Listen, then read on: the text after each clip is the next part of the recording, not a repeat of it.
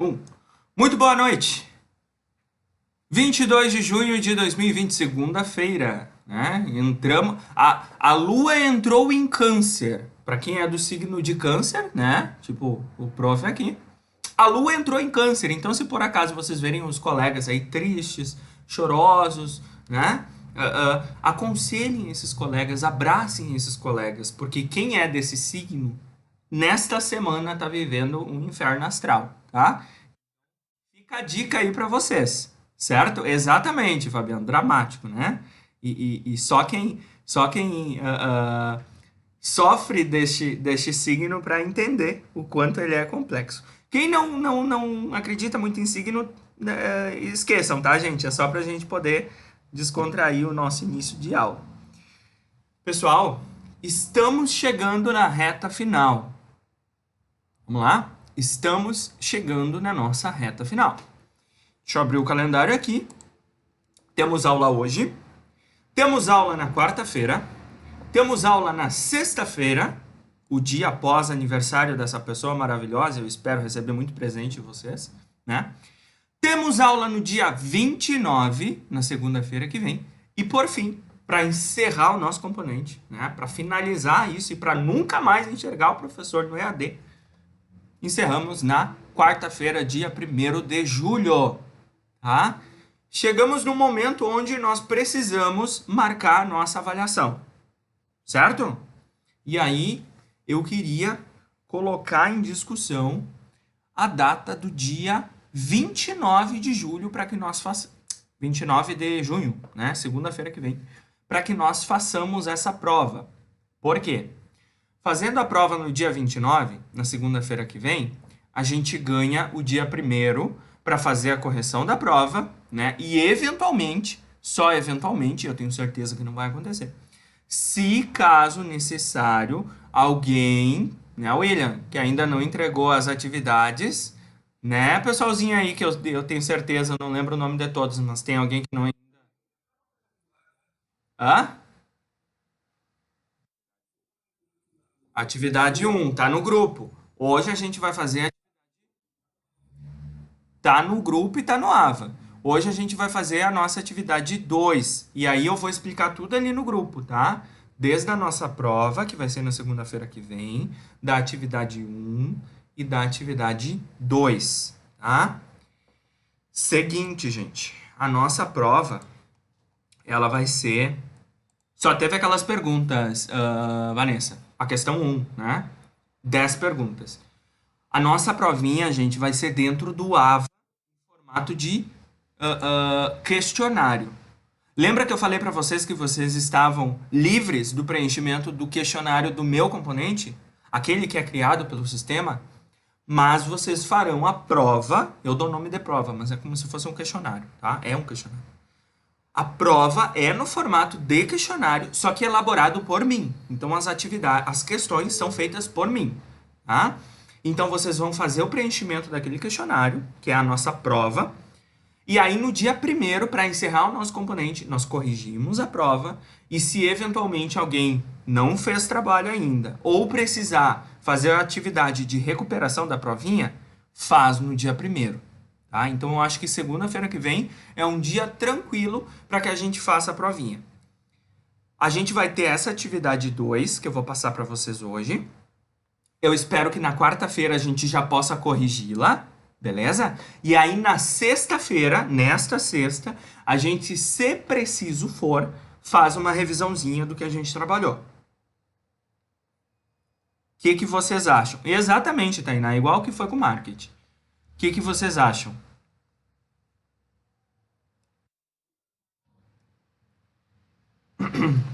Certo? Eu acho que assim fica leve, fica de boa. A gente não faz correria nenhuma, vai dar tempo de finalizar o componente, né? E consegue corrigir tudo que tem para corrigir. Pri, tem um pessoalzinho que está sem acesso ao componente no AVA, tá? Aí depois dessa aula, depois das atividades que eu vou colocar ali no grupo, eu vou botar a lista de novo e quem ainda continua sem acesso, eu preciso que me fale o nome de novo, tá? Eventualmente, se caso no dia da prova ainda continuar sem acesso ao AVA, aí é uma outra história, tá? Porque além do questionário no AVA, eu também faço o formulário do Google para as pessoas que no dia da prova não têm acesso ao AVA, para poder fazer a prova também, tá? Mas isso lá na segunda-feira a gente explica como é que vai funcionar a prova, horário, né? Porque tem início e tem término horário para entregar, né? Então vai ser bem tranquilo, ninguém vai ter dúvida. Beleza, gente? Vamos lá, então? Me teleficha.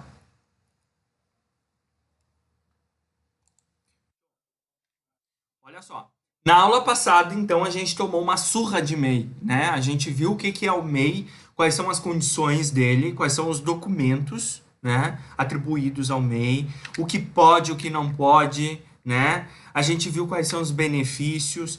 Então, eu acho que ficou bem claro para todo mundo, né? Ninguém ficou com dúvida sobre o MEI. Aí deixa eu pegar aqui o seguinte, ó. Vamos ver a... Tarará, tarará. Vanessa, responde para nós. Questão número 2 da nossa provinha, tá? Sobre o MEI. Assinale a alternativa incorreta, tá? E aí, de todas as alternativas, a letra C vai dizer o seguinte, que o faturamento do MEI máximo anual é de R$ 98 mil. O que tu acha?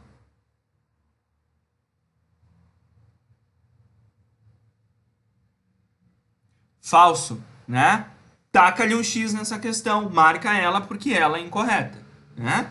O faturamento máximo do MEI é R$ 81 mil, tá? Beleza? E aí, a questão número 3 vai dizer que é possível que o MEI tenha, no máximo, um sócio. Renata, responde para nós, tá certo ou tá errado?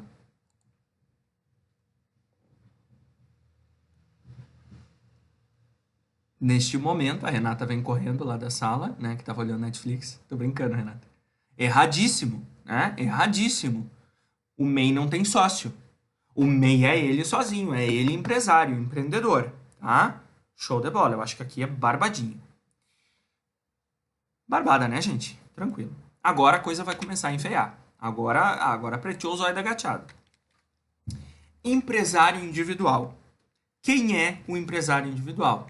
A gente está dando continuidade nos tipos empresariais, tá? O empresário individual é aquele cara que trabalha por si, né? Ou seja, só ele, né? Em nome próprio, atua individualmente na sociedade.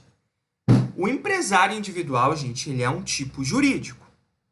Ele é uma personalidade jurídica que dá direito a um CNPJ, dá direito a qualquer possibilidade que uma empresa tem, tá? Só ele é um tipo de empresa diferente um pouquinho. Como ele atua individualmente, então aqui já fica claro de que ele não tem sócio, né? Ele não tem sócio, é só ele. E aqui, a partir de agora, vocês precisam, se tiver que tatuar isso na testa, gente, tatuem, tá? A responsabilidade é ilimitada. Vamos lá. A responsabilidade do empresário individual é ilimitada. E daí aqui eu desenhei para ficar mais fácil. O que isso significa? Eu, né, Jackson, proponho a abertura de uma empresa, eu quero me tornar empresário. E aí, né, eu vou optar pelo empresário individual para a constituição da minha empresa. Pois bem, eu pessoa física, eu, Jackson, eu tenho um carro e eu tenho uma moto, tá? Isso é meu, pessoa física. E aí a minha empresa, ela tem um capital social, que é o valor que ela tem, né? Que eu estipulei no momento de abertura. Vamos supor que o capital social desta empresa que eu tenho é de R$ 2.000, tá? E além desses R$ 2.000, eu também tenho um carro na empresa, em nome da empresa, tá? Então, logo, o patrimônio da empresa é esses R$ 2.000, mais o carro. Beleza? Olha só. E aí, lá pelas tantas, né, crise financeira, econômica, tudo isso, esse tendel, eu acabo ficando inadimplente, né? Eu acabo ferrando com tudo, por conta de que eu não estou conseguindo vender, e aí toda essa função. Esses monstrinhos que estão em volta aqui, que a gente vai dar o nome de dívidas, são fornecedores que vão cobrar essas dívidas da empresa, certo? Só que reparem, eles vão cobrar o patrimônio da empresa, vão cobrar a dívida, né, da empresa, e primeiramente a empresa vai pagar conforme o seu patrimônio, ou seja, os R$ 2.000 mais o automóvel. Só que eu fui tão sem vergonha, né? Eu não consegui planejar minha empresa e quebrei, né? E aí eu fiquei devendo um tendel. O que acontece? Esses fornecedores irão cobrar primeiramente do meu patrimônio da empresa, da minha personalidade jurídica. Esgotou-se esse patrimônio, o que eles vão poder fazer? Eles podem cobrar diretamente do meu CPF. Ou seja, a partir deste momento, eles podem tomar o meu carro e a minha moto. Meu, pessoa física, tá? Isso é o mesmo que dizer que a responsabilidade do empresário individual é ilimitada a sua participação, a sua participação no capital social. Neste primeiro momento, preciso que alguém me fale, tá ok? Vamos lá de novo.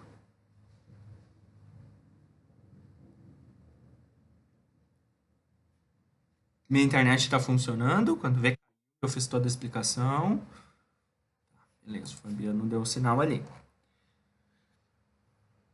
Tranquilo, gente? Essa. Oi? Essa é a principal característica. O empresário individual responde de maneira ilimitada à sua participação no capital social, né? E aí a gente só interpreta. Logo, se o empresário iniciou aquela atividade econômica, montou a empresa com um capital social de R$ 2.000, a responsabilidade dele é ilimitada a esse capital social. Acabou os R$ 2.000, meu filho, você ferrou, sentar X na graxa, né? Os teus fornecedores, as tuas dívidas, poderão adquirir diretamente o patrimônio pessoal, tá?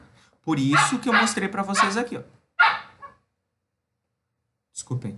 Por isso que eu mostrei para vocês. A empresa é este círculo azul, né? E aqui dentro... eu não sei o que está acontecendo. Aqui dentro a gente tem o empresário e a gente tem os bens desse empresário, né? Então, é tudo embolado, gente. É uma anarquia. Não tem a diferenciação de que o que é meu e o que é da minha empresa. Isso juridicamente, tá? Juridicamente.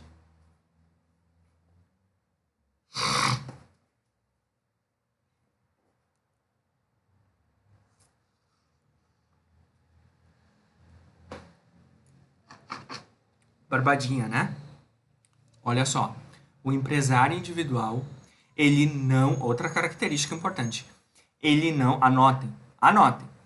Ele não tem limite no capital social, tá? Ele não tem limite no capital social. Se ele quer abrir a empresa com R$ 2.000 de capital social, ok. Ele quer abrir a empresa com R$ 10.000 de capital social, ok. Ele quer abrir a empresa com 50 mil de capital social, ok. Tá? Da mesma forma, vírgula, anotem, ele não tem teto de faturamento. Ele pode faturar R$ 81.000, que é o limite do MEI. Ele pode faturar 100 mil, 300 mil, o escambau, né? E aí, obviamente, que a gente vai lembrar da questão dos enquadramentos de porte, que a gente viu lá antes, né? EPP e ME. Aí o empresário individual que quiser aderir a um porte, aí sim ele precisa tomar cuidado com o faturamento, tá? Mas quero abrir uma empresa, o que é que eu vou abrir, né? Aí eu vou pesquisar. Cara, empresário individual acho que é bom, né? Beleza. Vai lá e senta o dedo. E aqui eu abro um parênteses, tá? Não existe o tipo empresarial melhor ou a poção mágica. Isso não existe. Cada cenário é um cenário, né, que precisa ser estudado. E aí quem auxilia nessa tomada de decisão de qual tipo empresarial é o mais adequado é o contador, tá? Porque aí tem toda uma questão tributária, uma questão de número de empregados. Embora aqui dentro do empresário individual não haja a limitação de quantidade de funcionários, tá? Mas dependendo de quantos funcionários, de quanto que é a tua folha, aí tu paga mais impostos, tá? Mas isso vocês vão ver lá nos componentes de contabilidade, certo? Aqui, juridicamente falando, não tem teto de nada, nem de número de funcionário, nem de faturamento e nem de capital social. Gente, pelo amor do Pai Eterno, estão comigo?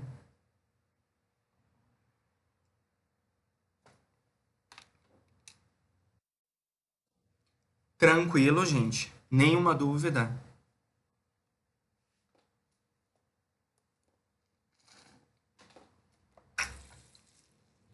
Perguntem qual é a cor da capa do cidadão ali, pelo menos, só para ter uma perguntinha.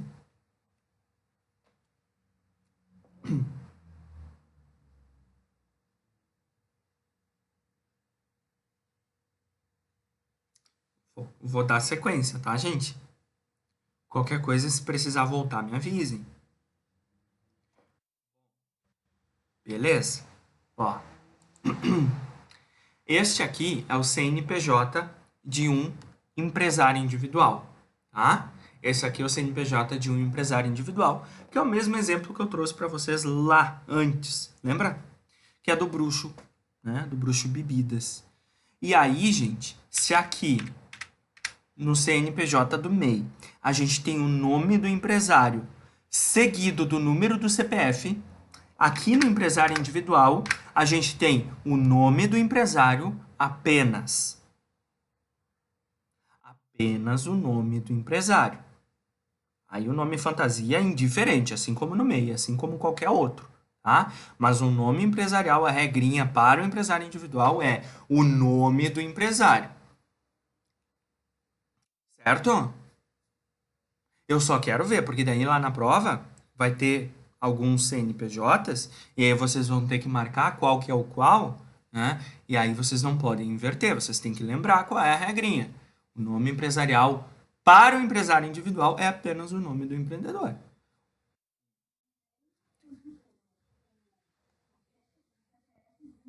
Com o nome.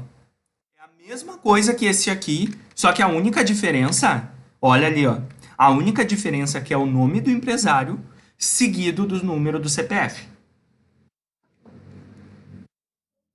Este é o MEI. E aqui é o empresário individual, que é só o nomezinho do cara. A Bruna, a Bruna falou que tá cortando, que a internet tá ruim. Tá assim, mas tá ruim também? Tá trancando, então? Tá, eu vou fazer o seguinte. Puxa vida. Gente, ó, fiquem aqui, não saiam. Agora é mais rápido, tá? Fiquem aqui, não saiam. Eu vou sair, mas vocês não saem. Um minuto.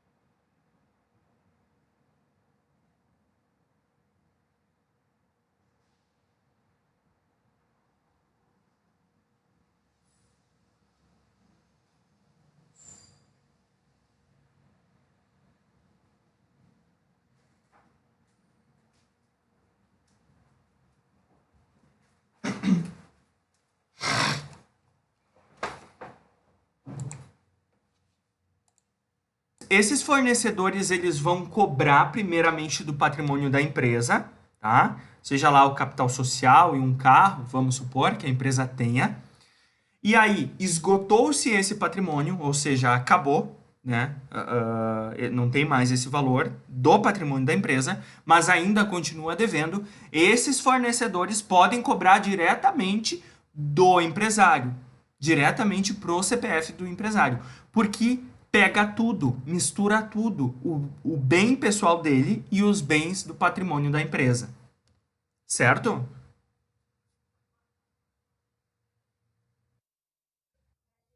Tá, e daí aqui, ó, o nomezinho, o nome empresarial do CNPJ, do empresário individual, é o nome do empresário, tá? Então aqui, ó, esse é o exemplo do Bruxo Comércio de Bebidas, né, ponto de bebidas, e o nome empresarial do cara, o nome empresarial da personalidade jurídica da empresa é Rogério Rodrigues Pinto.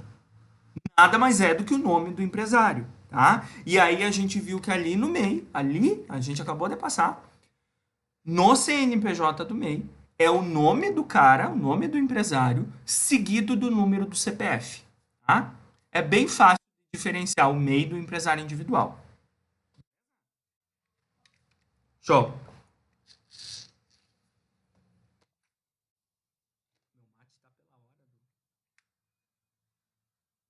E aí, olha só, vamos fechar um acordo? Vamos dizer que de repente esse empresário individual ele não é tão vantajoso assim, né? Pelo simples fato de que mistura tudo. Eu quero ter uma segurança jurídica, o que é meu é meu. Meu carro, minha moto, minha casa, meu dinheiro. E o que é da minha empresa é da empresa, né? Afinal de contas, ela é uma pessoa jurídica, né? Ela tem uma personalidade jurídica. Então, o patrimônio da empresa é da empresa e eu não quero misturar com os meus. Então, se a gente for analisar nesse sentido, né, o empresário individual ele fica meio a desejar, né? Não é tão legal assim.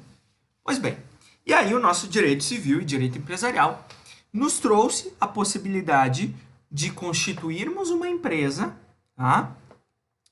E ter essa segurança jurídica. Essa segurança de que o que é meu e o que é da empresa é da empresa. Ponto. Né? E daí aqui o nosso desenho ele muda de figura. Percebam que o primeiro círculo é a empresa, né? Ou seja, o patrimônio da empresa, capital social, se ela tem um carro, se ela tem um ponto comercial, seja lá o que for. Né? E dentro desta empresa a gente tem um indivíduo, porém o cadeadinho está mostrando de que os bens dele estão guardados, ou seja, eles não serão misturados com o patrimônio da empresa. Agora aqui não é bagunça.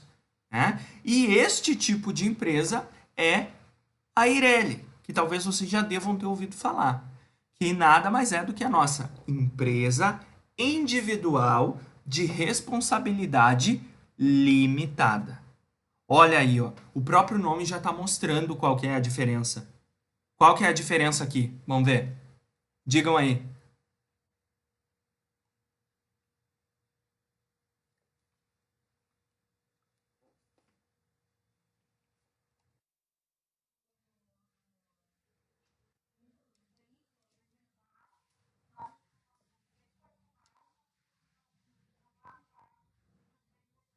Não se misturam.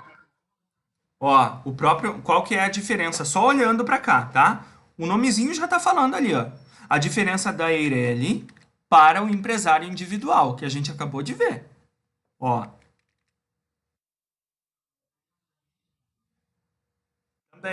também, Renata, também, mas a gente não chegou ali ainda, tá? Olha só, o principal, tá, gente? Empresa individual de responsabilidade limitada.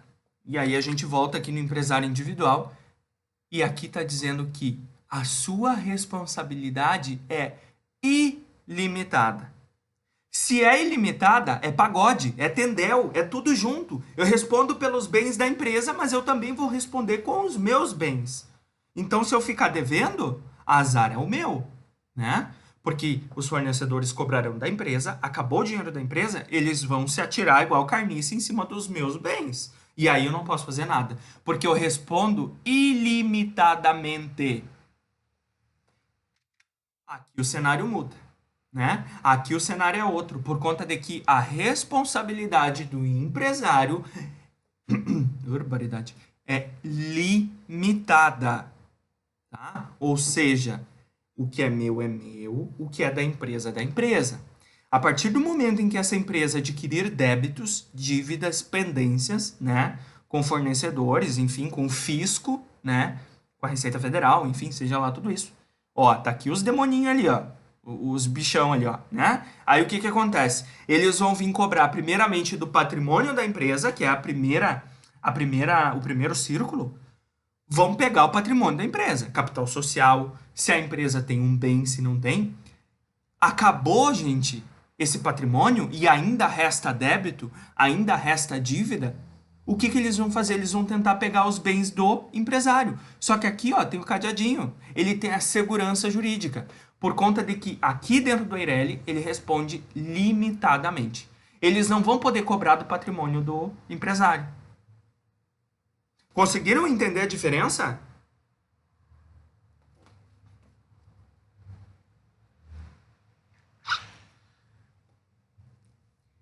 E aí, eu acho que a gente vai se dar por conta de que talvez esse tipo de empresa, o Eireli, para quem quer trabalhar sozinho, é o mais adequado, né?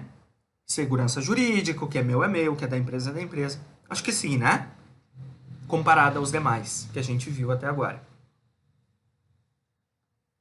Só que aí, nem tudo é uma maravilha, né? Nem tudo é um mar de rosas. O Eireli, ele foi criado justamente para dar essa segurança jurídica aos empresários, né, que querem ter o seu patrimônio resguardado. Só que aqui dentro tem uma regrinha da questão do capital social, Renata. Né? Para a gente poder formalizar uma Eireli, eu decidi fazer um Eireli para mim, né, uma empresa, enquadrar ela como Eireli. Não tem problema. Porém, o meu capital social, que é o valor da empresa, aquele que eu delimito lá no início, né, deverá obrigatoriamente ser de 100 vezes o valor do capital, o valor do salário mínimo nacional vigente naquele ano. Vamos de novo?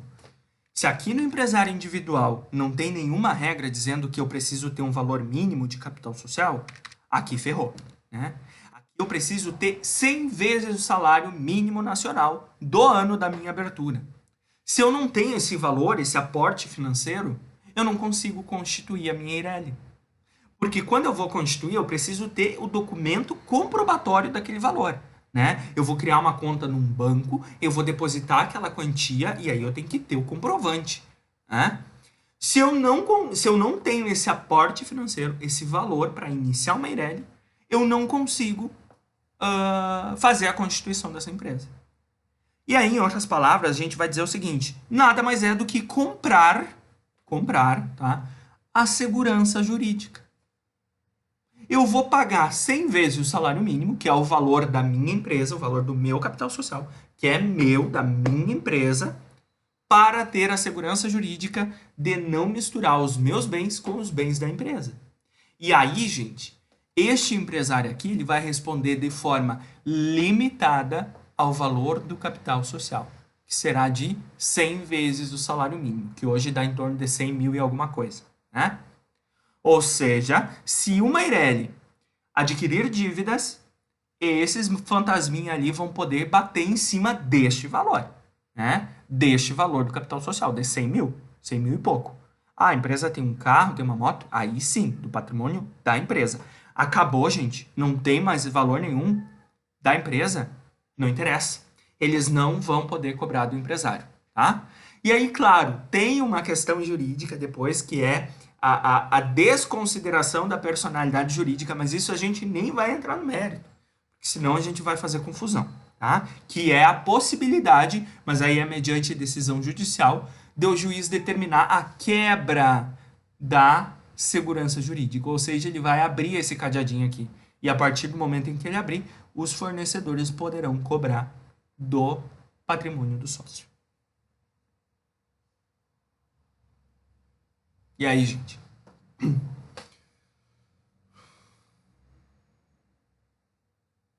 Grito, choro? Estão comigo? Tá.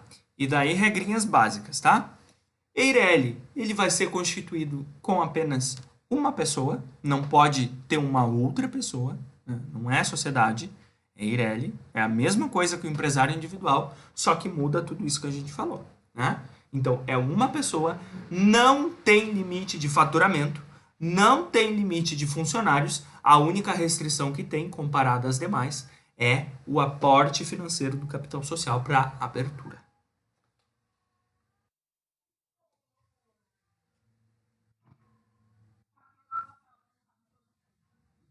Qual? O CNPJ?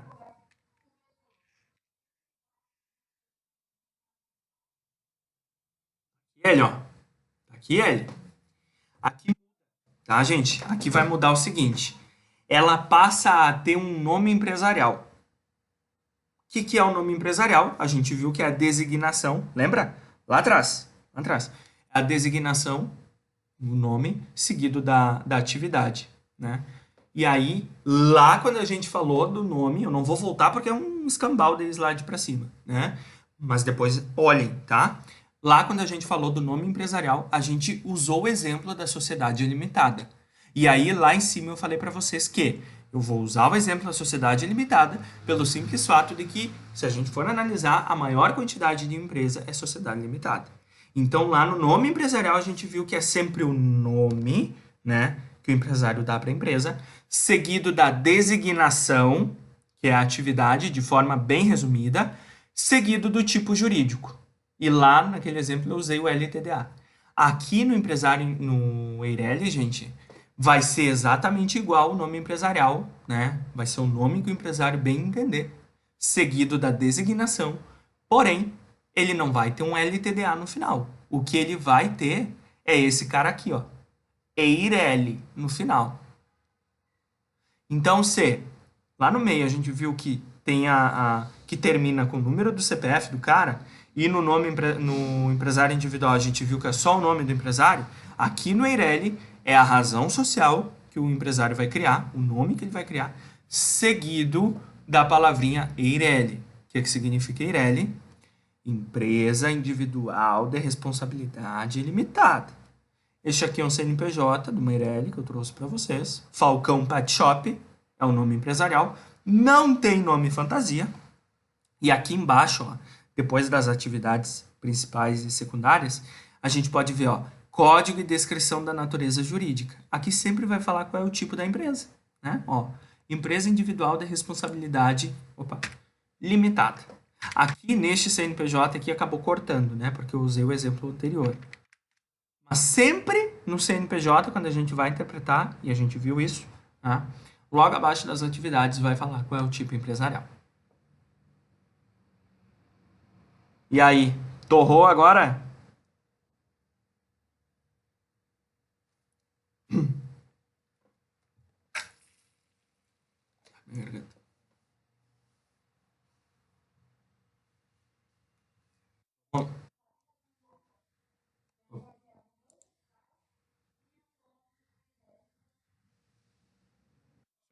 Isso aí, isso aí. Aham. Ó, reparem que aqui esse CNPJ que eu trouxe para vocês é uma filial, ó. Né? O número da inscrição 04.000 invertido. E aqui tá falando que é filial. Aí eu vou perguntar para vocês. Qual é a principal diferença entre um Eireli e um empresário individual? Isso tem que estar claro. A diferença entre Eireli e empresário individual.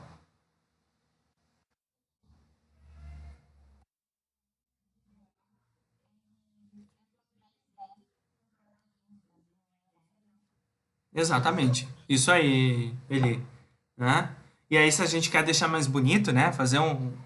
Dar um nojo, a gente diz que empresário individual responde ilimitadamente e Eireli responde limitadamente ao capital social, né? Então, Simples assim. Essa é a principal característica das duas. E para abranger mais, a gente vai dizer que o Eireli, para ser constituído... Pode falar, Neuza.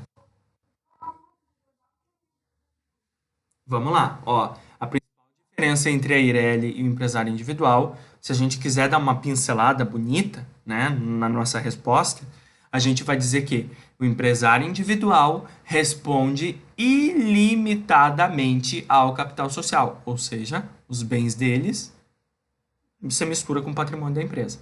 A Eireli, o empresário responde de maneira limitada ao capital social, não misturando o patrimônio pessoal com o patrimônio da empresa. E aí, para ficar mais completinho ainda, a gente vai dizer que o Eireli, ele tem a obrigatoriedade do aporte financeiro do valor de 100 vezes o salário mínimo para sua constituição.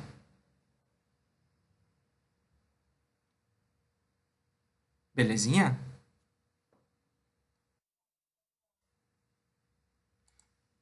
Vamos adiante? Querem tomar uma água?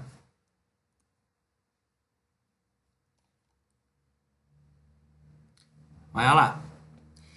Agora a gente vem na nossa famosa LTDA. E vocês vão ver que é barbadinha. É simples. Não é tão confuso assim, né?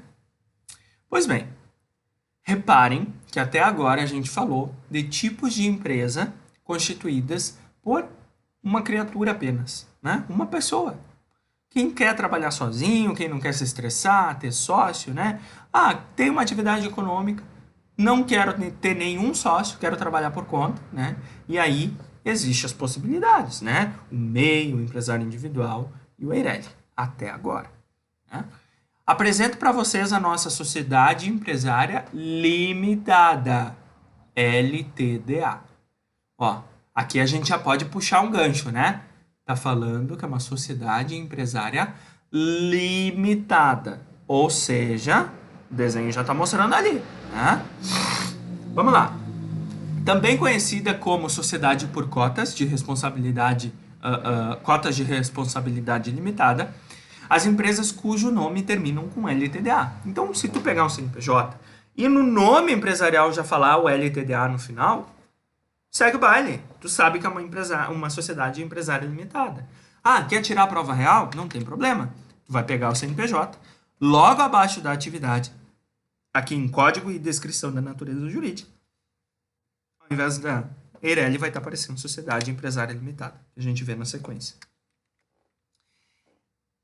Olha só, até 2012,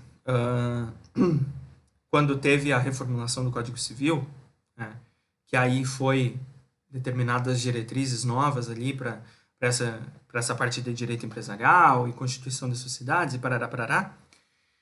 A partir de 2012 até o ano passado, a regrinha da sociedade limitada falava que são aquelas formadas por duas ou mais pessoas. A partir deste momento, os integrantes dessa sociedade serão chamadas de sócios. Percebam que só aqui em sociedade empresária limitada, a qualificação dessas criaturas passam a ser chamados como sócios. Até então era diferente, né? A gente falou que aqui no Eireli era um empresário. E qual é o nomezinho que a gente vai dar para ele aqui? O que vocês acham?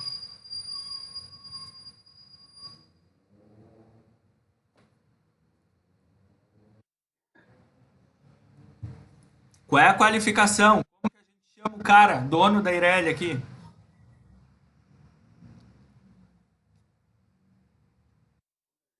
É, quem constitui a Eireli? Ainda não, Eli. Olha só, a gente só vai iniciar a falar, a gente só vai iniciar a chamar sócio ou sócia a partir da sociedade empresária limitada. E dentro do Eireli a gente vai dar um nome de titular ou empresário, tá? Juridicamente a gente vai chamar ele de titular. Isso é só a nível de conhecimento, tá? Não precisa se preocupar. Aqui no Eireli é titular, ele não é sócio, até por conta de que não é uma sociedade. É só ele, né? É só ele. Aqui no empresário individual a gente vai dar o nome de empresário. Ponto. E aqui dentro do MEI, a gente vai dar o nome de microempreendedor. Ponto, né? Então, somente aqui em Sociedade Empresária Limitada, as pessoas integrantes a elas passam a ser chamadas de sócios, tá? Por conta de que é uma sociedade. Muito bem, vamos lá então.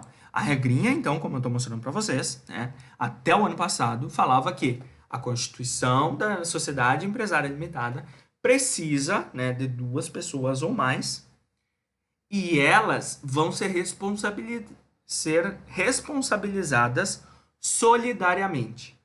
Vamos tentar traduzir esse troço aí. Eu, a Elisane e o Fabiano, a gente vai abrir uma empresa, tá? Se a gente decidiu abrir uma empresa, nós 3 seremos responsáveis e iremos arcar com essa sociedade. Simples, né? Ou seja, nós vamos nos responsabilizar por essa empresa. Barbada. Porém, cada um de nós terá a sua participação no capital social. Vamos lá. A gente decidiu, eu, Fabiano e Elisane, que o capital social da nossa empresa vai ser 50 mil reais. Tá? 50 mil reais é o capital social. Desses 50 mil reais, eu vou integralizar o valor, né? Eu vou entrar com o valor de 10 mil reais, tá?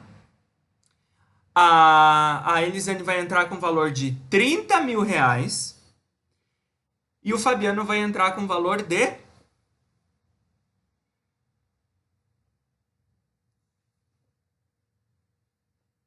10 mil reais para fechar os 50, né, gente? Aí é matemática pura, né? Exatamente. Até eu que sou ruim na matemática. Oh, não, tá louco? Né? Mas aqui é a regrinha pura. É só somar, né? Então, se o capital social da empresa é 50 mil, aí é um acordo dos sócios como será feita a distribuição deste capital social. Ah, daqui a pouco todo mundo vai ter a mesma participação. Então aí divide as 50 mil, né? E aí vai dar fracionado, que vai ser correspondente ao valor que a gente vai entrar como sócio nessa empresa, tá? Reparem que aqui o desenho já está mostrando, tá? O círculo vermelho é a empresa vai ter os seus bens, que é o capital social, que é um carro, uma moto, sei lá, que pode ser qualquer porcaria. Os sócios integrantes dessa sociedade terão a sua segurança jurídica que vai diferenciar os bens deles com os bens da sociedade, né? Então, o que é meu, é meu. O que é do Fabiano, é do Fabiano. O que é da Elisane, é da Elisane.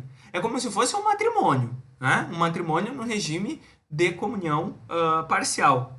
A partir do momento em que a gente constitui a empresa, e a partir do momento em que a gente abre essa empresa, a gente vai responder apenas de acordo com quanto que nós entramos de participação nessa empresa, tá? Se eu tenho 10% de participação, logo eu respondo por 10% dessa empresa.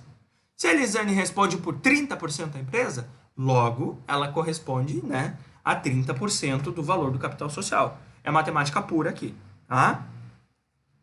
Consequentemente, quando a gente entrar em falência, quando a gente entrar com algum, né, processo de recuperação judicial, alguma coisa assim, e a gente ficar devendo, né, para fornecedores, enfim, os fantasminhas virão cobrar da sociedade limitada, né, do patrimônio da empresa. E aí, cada um de nós vai responder de acordo com aquele nosso percentual que a gente tem de participação na empresa. E mesmo assim, eles não poderão acometer os bens dos sócios. O sócio adquiriu a imunidade parlamentar, tá? O sócio tem a imunidade parlamentar, ele tem foro privilegiado aqui. Os bens deles não poderão ser pegos pelas dívidas, apenas o patrimônio da empresa, tá? E aí percebam que posso ter 2, posso ter 10, posso ter 15, enfim, eu posso ter quantos sócios eu bem entender, tá? E aí a gente vem para as regrinhas básicas de que a sociedade limitada não tem limite de faturamento. ela não tem limite mínimo de capital social. Eu posso abrir uma sociedade limitada com 2, com 5, com 10, enfim, né? Bem como ela não tem limite de colaboradores. Barbadinha, né? E aí?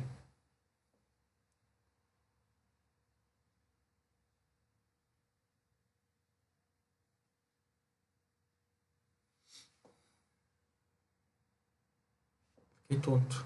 Baixou a pressão já. E aí, gente? Tudo certo? Tranquilo? Priscila? E o resto do pessoal que não falou ainda? Sim. Tudo certo? Suelen, Tainá, Reginaldo, Milena, Letícia.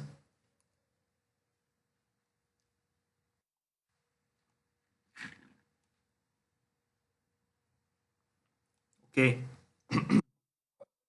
Show de bola. Não, não. Vamos lá, vamos lá. Ó, então aqui só para reforçar, não há restrições nas atividades econômicas da LTDA, bem como prerrogativa de valor mínimo do capital social, tá? E aí tem que ficar bem claro o que é capital social. O que é capital social? Escrevam aí, né? Se preciso for, desenhem. Capital social é o patrimônio da empresa, é o valor inicial em que a empresa vai iniciar a atividade econômica. Aí pode ser um aporte financeiro. A gente viu isso lá em elementos, lembra? Empresa. Aqui eu tô tocando baile a princípio como se vocês já soubessem, né? Mas se precisar, a gente reforça. É, exato. E aí vocês já devem ter visto também que é possível integralizar o capital social com bens, né? Carro, com máquinas, com o próprio serviço também é possível integralizar o capital social, só que é mais difícil. Tá? Mas é possível integralizar o capital social não apenas com o aporte financeiro. Tá? Então, a princípio, todo mundo sabe o que é capital social. Beleza. A sociedade empresária limitada é a mais recorrente no Brasil. Tá? E este aqui é o CNPJ. Mais um cliente que eu estou trazendo de modelo aqui para vocês. Né? A esquadra Gestão de Esportes e Eventos, LTDA. Então percebam que o nome empresarial já está dizendo, né? Ó, razão social, né? O nome, a designação, ou seja, a atividade de forma resumida, o que ela faz, e o tipo da empresa, LTDA. O porte, ó, é uma EPP. A qualquer momento elas podem aderir ao porte, gente. Isso também tem que ficar bem claro, tá? Desde que, obviamente, né, respeitem aquela regrinha do faturamento. Nome fantasia, atividade principal, atividade secundária. E aqui embaixo, ó, código e a descrição da natureza jurídica. Sociedade empresária limitada. Barbadinha, né? Posso seguir? Porque daí agora vai dar um. Peraí, como assim? Né? Beleza. Este cenário é o cenário que eu trago para vocês até o ano de 2019, tá? Até mais precisamente março, abril ali, né? A partir de 2019, a partir de meados ali do primeiro semestre de 2019, vocês já devem ter ouvido falar na tal da Lei da Liberdade Econômica. O Guilherme também já deve ter dado uma surra em vocês dessa Lei da Liberdade Econômica, né? O que é a Lei da Liberdade Econômica? São prerrogativas que flexibilizam e simplificam o processo de abertura, né, das empresas e das atividades econômicas para então fazer com que a economia possa, né, evoluir, crescer, enfim, tudo aquilo que você já sabe. E uma dessas determinações dessa lei da liberdade econômica é ferrar com a nossa cabeça. Né? Então, se vocês acabaram de aprender esses tipos de empresa, apresento a vocês uma novidade quentinha, né? Que está aí há pouco tempo no mercado e que nem todo mundo sabe.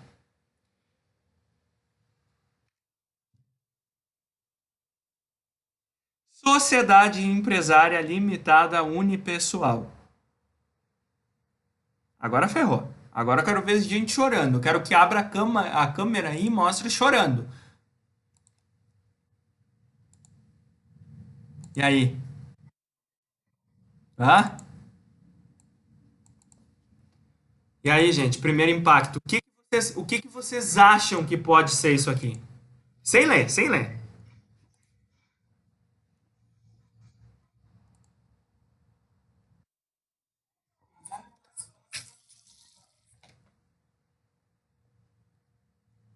Exato, William. O que mais que a gente pode interpretar aí, gente? Só olhando isso.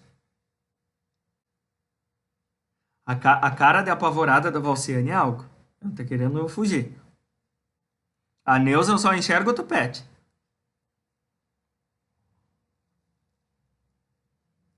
E aí, pessoal?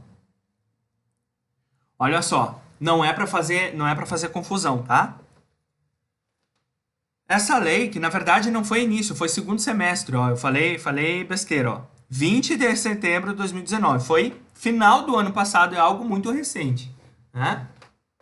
A Lei da Liberdade Econômica 13.874, que vocês vão ver aí nas contabilidades a Fusel, por conta de que ela flexibilizou muita coisa, mexeu com alguma coisa, né? Da parte contábil também.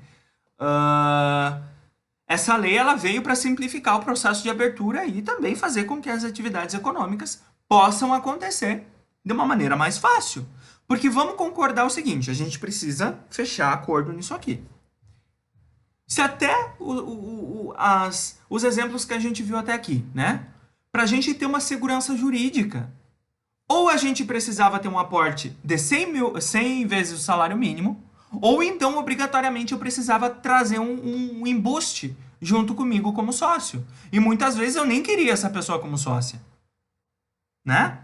Eram apenas as únicas duas possibilidades que tinham para a gente ter a segurança jurídica de o que é meu e o que é da empresa da empresa. Perfeito? E aí o que que acontece? A 13.874 vem e vai falar o seguinte: a partir deste momento é possível constituir sociedade empresária limitada de apenas uma pessoa. Ou seja, a gente acabou de ver a regrinha da sociedade empresária limitada e aqui falava que são aquelas formadas por duas ou mais pessoas. Então, até o ano passado, a regrinha era essa. Para ser enquadrada como sociedade empresária limitada, eu precisava obrigatoriamente ter um sócio. Eu tinha que trazer alguém junto comigo para ter a segurança jurídica. E sem ter a necessidade de constituir um EIRELI, tendo um aporte financeiro muito alto para poder comprar, né, a minha segurança jurídica. Então era algo muito distante realmente. E aí, uma baita de uma sacada do governo foi isso, né? Flexibilizar essa questão, fazer então com que, a partir deste momento, pudesse ser possível constituir uma sociedade empresária limitada de apenas uma pessoa. As regrinhas, gente, continuam sendo exatamente iguais. Segurança jurídica, não mistura os bens do sócio com o patrimônio da empresa, não tem limite de capital social, não tem limite de faturamento, não tem limite de funcionários, e ela é constituída com apenas uma pessoa. E essa única pessoa, ela também continua sendo chamada de sócio, porque afinal de contas eu estou tratando de uma sociedade, né? E é uma sociedade unipessoal. E como bem lembrado pelo William, isso já era praticado há algum tempo, porém era exclusividade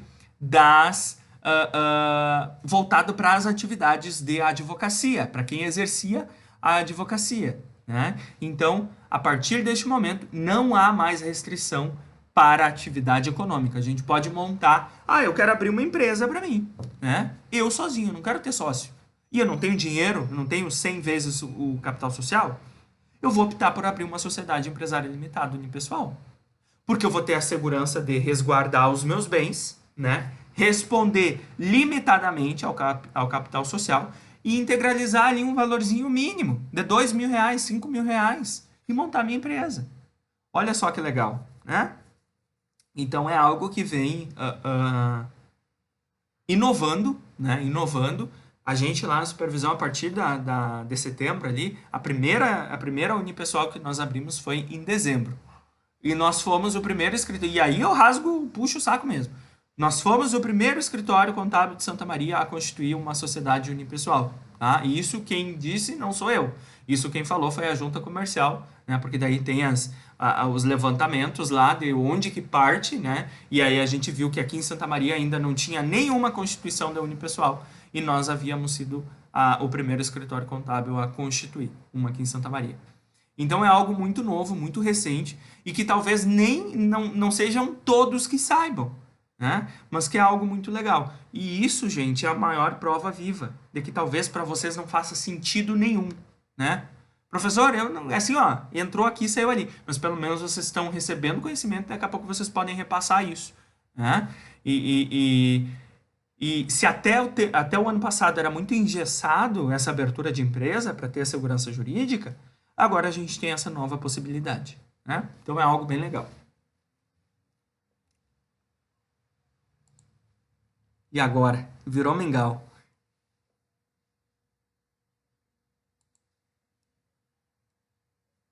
Falem comigo.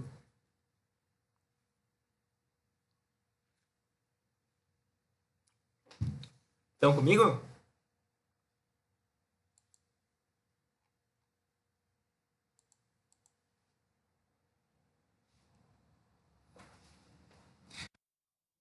Ficou confuso, gente? Ou deu para entender tranquilamente?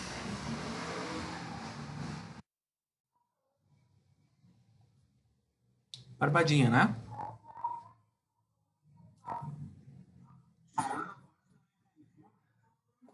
Tu vai ver. Não, barbadinha. E aí, só a nível de conhecimento, tá, gente? Assim como eu falei, a gente está tratando aqui sobre as principais, né? Mas até então são as mais conhecidas e agora tem essas últimas duas aqui, ah, ah, só para nível de conhecimento, né? A gente tem a sociedade anônima. Vocês já devem ter ouvido falar por aí, né? Sociedade anônima, ela não tem a participação, o seu capital social ele não é dividido por quotas, né, que é o termo que a gente dá para cada uma das fatias, a gente dá o nome de ações, né? E aí o maior exemplo disso, que quando a gente fala em sociedade anônima, o que vem na cabeça, a gente toma uma paulada, é a da Petrobras, né? Só que daí eu trouxe para vocês a questão de que a sociedade anônima ela é dividida em duas possibilidades. A primeira delas é a sociedade anônima de capital aberto, que é o exemplo da Petrobras. O que, que isso significa? Que essas cotas, né, essas ações, que aqui em sociedade anônima a gente dá o nome de ações, elas são comercializadas no mercado, ou seja, através de bolsa de valores, né? Todo esse escambau aí que vocês já devem ter ouvido falar. O que que isso para nós faz diferença? Ah, daqui a pouco eu quero comprar uma ação da Petrobras, né? Tu não vai, né? Ah, onde é que eu vou? Primeiro que tu tem que ter todo um esquema lá de ser vinculado a algum tipo de empresa que faça essa intermediação, né? De investimentos. Tu precisa ter um cadastro na parte do mercado, né? Principalmente bolsa de valores ali. E aí tu precisa todo um ensinamento, passar por um baita num processo. E não ser tirado de qualquer forma. Tipo, vou comprar ações da Petrobras, que estão 17 pila. E a partir desse momento eu sou sócio da Petrobras. Não, nada a ver. Esquece isso. Não significa que, a partir do momento em que eu compro uma ação de uma sociedade anônima de capital aberto, eu sou sócio. Não, né? Muito pelo contrário. Eu só adquiri um investimento que vai me gerar, né? E aí, claro, tem toda aquela questão. Aqui a gente não vai entrar no mérito. Mas que a ideia de adquirir essas ações é que elas possam ser revertidas, né, em algum ganho financeiro. E daí a gente tem um outro cenário. A gente tem as sociedades anônimas de capital fechada. E isso significa que elas não são comercializadas no mercado de ações, né? Ou seja, daqui a pouco nossa turma vai resolver montar uma sociedade anônima. Só que a nossa sociedade anônima. Ah,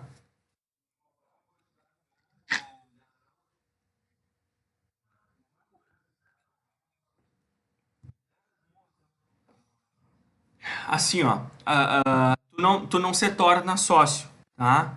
Porque a sociedade anônima ela é dividida de forma hierárquica, tá? Olha só, ela tem a comissão de presidente, vice-presidente, conselho fiscal, é semelhante a uma cooperativa. Só que isso tudo é pré-determinado lá dentro do seu estatuto, né? Então, imaginem se todas as ações comercializadas da Petrobras ah, possibilitassem a essas pessoas integrar esse quadro diretivo e a partir daquele momento todo mundo dá pitaco. Não é assim que funciona. Então, essas ações elas são comercializadas no mercado só para alavancar financeiramente a empresa, fazer com que ela tenha aportes financeiros, né? E também para quem compra, para quem adquire essas cotas, ter um ganho financeiro em cima disso. Mas aí não necessariamente que comprar em grande quantidades vai fazer com que eu entre porta dentro lá na Petrobras e mandando e desmandando. Não, pelo contrário. A diferença da sociedade anônima de capital fechado é que essas cotas elas não são comercializadas no mercado. Tá? Nós decidimos montar uma sociedade anônima da mesma forma, né? A questão hierárquica. A gente vai ter o diretor, vice-diretor, né? O conselho fiscal, o conselho da administração. Para a tomada de decisão é um tendel, porque daí a gente tem que fazer com que todo mundo participe, né? Ter uma assembleia, parará, parará, bem como uma cooperativa. A única diferença é essa, né? E aqui está simbolizando de que esta empresa, ela é de propriedade desses acionistas. Aqui a gente dá o nome de sócios acionistas, tá? Beleza?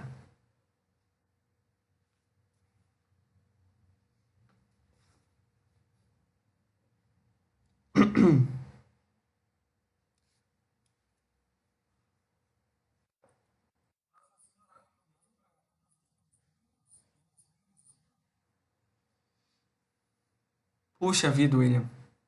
Não sei te dizer, não vou te afirmar, tá? Assim, ó, a sociedade anônima ela é algo bem restritivo, tá? Só para ter ideia, de todo esse tempo que eu estou na supervisão, a gente constituiu apenas uma sociedade anônima, né? E ela é de capital fechado, obviamente, né? Que é a mais recorrente. Ah, e assim, ó, para ficar mais claro, tá? Geralmente a sociedade anônima de capital aberto tende a ser uma empresa pública, não necessariamente que é regra, tá? E a sociedade anônima de capital fechada, ela, na maioria das vezes, é de propriedade privada, ou seja, empresas privadas. Essa questão de títulos públicos é mais uma forma de investimento, tá? Que a gente acaba visualizando lá dentro da parte de.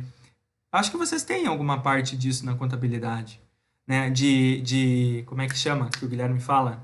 Imobilizado, títulos públicos e parará, parará, que isso tudo vai entrar no teu ganho, né? E aí, se, por exemplo, tu tem títulos públicos, tu vai precisar declarar no teu imposto de renda, então tem que entrar em algum lugar.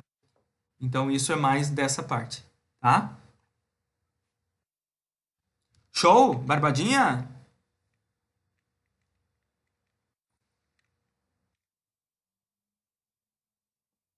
E por fim, a gente tem a cooperativa. Gente que coopera cresce, né? Gente, a cooperativa ela é uma organização, né? É um grupo de pessoas que se unem e diz, cara, a gente tem que trabalhar junto, né? Trabalhar junto em prol de um determinado objetivo. E, consequentemente, a gente precisa criar uma personalidade jurídica para ter todo o aparato jurídico, né? Ter os direitos e deveres, poder constituir uma conta bancária, né? Poder ter assistência judicial, poder ter acesso a programas do governo, né? Então, ela é mais voltada para um grupo determinado de pessoas que, em prol de um determinado objetivo, constitui essa personalidade jurídica para, né, buscar o mesmo objetivo dos seus associados. Um exemplo disso é a Cansul. Eu falei para vocês que é cliente lá da supervisão. A Cansul ela é uma empresa, ela é uma cooperativa, então ela é uma empresa assim como todas as outras, que tem obrigações, que tem deveres, né, e tem direitos. E o que ela é? Ela é uma rede de cooperativas para quem planta, né, para quem colhe, para os agricultores, enfim.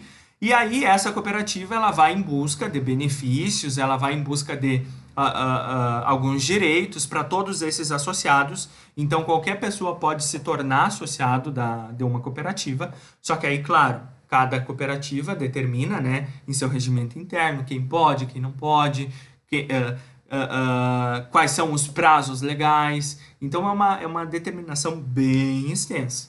Mas qualquer pessoa, né, dentro de, da sua, né, do que é solicitado de cada sociedade, qualquer pessoa pode se tornar associada. Porém, assim como a sociedade anônima, ela também é uma rede de hierarquia. Então a gente vai ter o diretor, vai ter o vice-diretor, vai ter o presidente, vai ter o conselho fiscal, o conselho de administração. Por exemplo, vocês já devem ter abrido, eu ia falar, meu Deus, não, senhor. Já devem ter aberto o jornal lá no Classificados e ter visto alguns editais, né? O que que acontece? A cooperativa, ela tem a obrigação, de maneira anual, prestar contas para todos os seus associados. E aí, o que que ela faz? Ela convoca uma Assembleia Geral Extraordinária, ela dá publicidade através de um edital, convocando todos os seus associados para participar. E aí, neste momento, é apresentado todos os resultados, né? E toda essa parte contábil, a parte de lucratividade, enfim, tudo esse tendel, né? Mas ela é uma sociedade como qualquer outra, né? Uma empresa como qualquer outra. Ela vai ter os seus ganhos financeiros, né? Ela vai ter as suas obrigações, suas declarações para entregar, enfim. E um exemplo da Cansul é que ela beneficia os seus associados por conta de que, imaginem, tá? Eu sou produtor, eu quero colher o meu soja, e aí eu não tenho onde depositar, não tenho um silo. Silo é aqueles troços, né, que a gente guarda grãos, que a gente vê nas estradas, assim, né? Quem olhou aí o filme dos Simpsons vai lembrar o silo do Harry Porco, né? Me lembro daquilo até hoje. O que que acontece, gente? Essa empresa, então, ela detém desses silos para que essas pessoas possam, então, armazenar, né, a sua safra. Essa cooperativa, ela compra, ela vende, né, ela busca o objetivo em comum dos demais associados. Então, é só para trazer para vocês aí que vocês já devem ter ouvido falar sobre cooperativa, né? Se na sociedade limitada e na sociedade limitada unipessoal, a constituição se dá através do contrato social, a cooperativa se dá através de uma ata de abertura. Uma ata de abertura, diferentemente do contrato social, tá? Que daí vai ter todo o regimento interno, né? Tudo o que pode, o que não pode, a posse da diretoria, dos seus conselhos. Então, tá aí. CNPJ, né, da cooperativa. Nome empresarial. Reparem, nome empresarial dela, a terminologia limitada. Limitada. O que que isso significa? O que que isso significa? Que o grupo participante fundador dessa cooperativa responde de forma limitada, continua no mesmo cenário, à participação no capital social. Porque por mais que seja cooperativa, ela também vai ter um capital social, né? E aqui embaixo a gente vem na descrição da natureza jurídica e vê ali, ó, cooperativa, 214.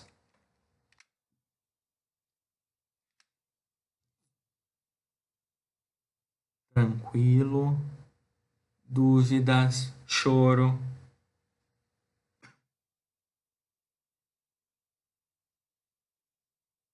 E aí?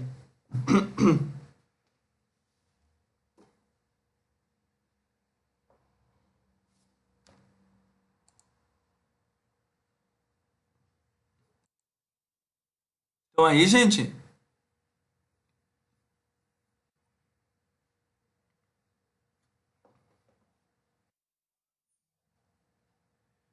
mas tá tranquilo, nenhuma dúvida.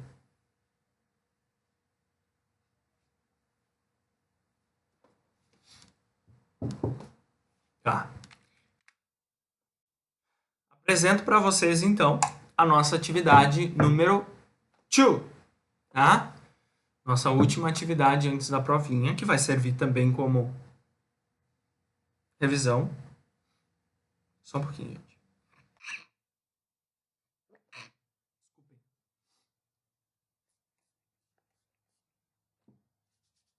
Coronavírus.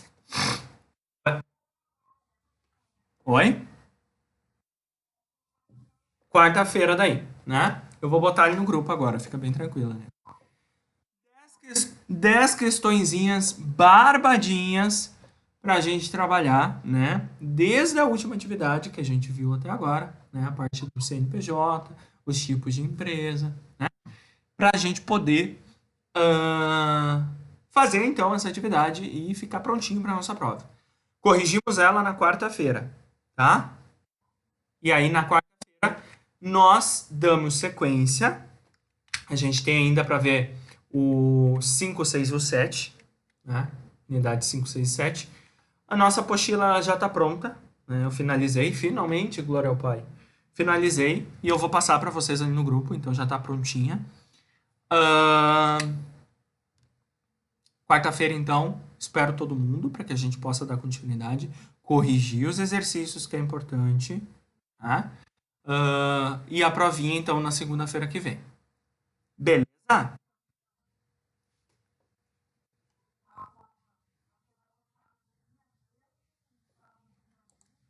Olha só.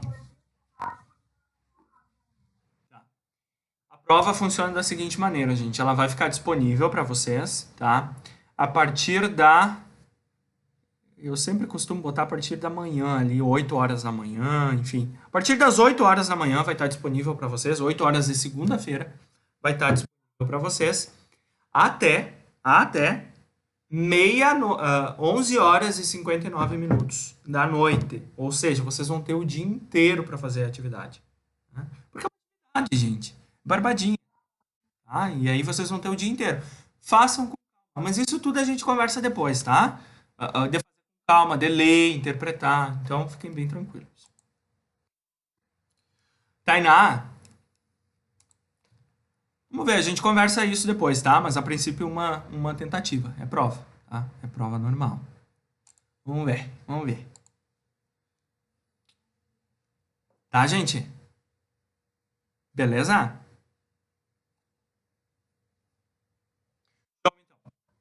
Até quarta-feira. Quarta-feira espero todo mundo. E assim, gente, ó, mais uma vez reforço. Se lembrarem de alguma coisa e ficarem com dúvida, escrevam e na aula que vem venham e perguntem. Não tenham vergonha. Eu fico triste que vocês não perguntam.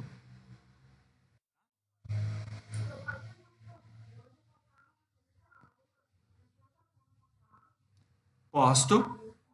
Posso sim. Nada. Tchau, tchau, gente. Pode falar.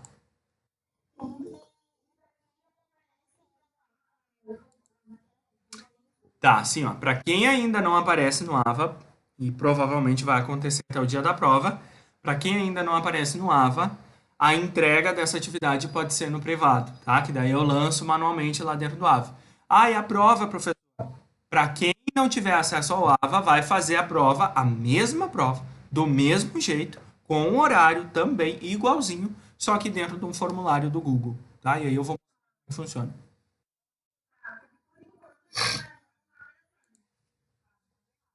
Tá, mas fiquem tranquilos, tá, gente? Ninguém vai ser prejudicado. Se cuidem.